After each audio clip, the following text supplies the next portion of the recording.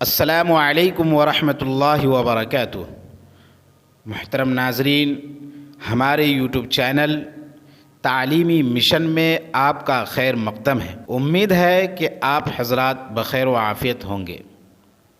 ایک صاحب نے مسئلہ معلوم کیا ہے کہ کیا منہ زیر ناف تراشنا موجب غسل ہے؟ تو اس کا جواب یہ ہے کہ اگر وہ شخص جنابت سے پاک ہو تو منہ زیر ناف تراشنا موجب غسل نہیں، یعنی ناف کے نیچے کا بال کاٹنا، اسی طرح بغل کے بال کاٹنا، یہ موجب غسل نہیں ہے، اس سے غسل واجب نہیں ہوگا۔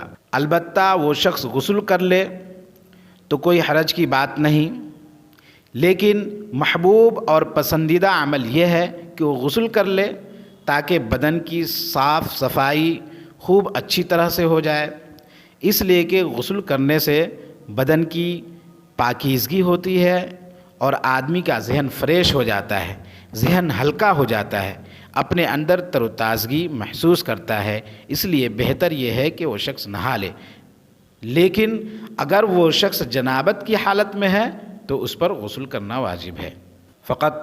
واللہ اعلم بالصواب۔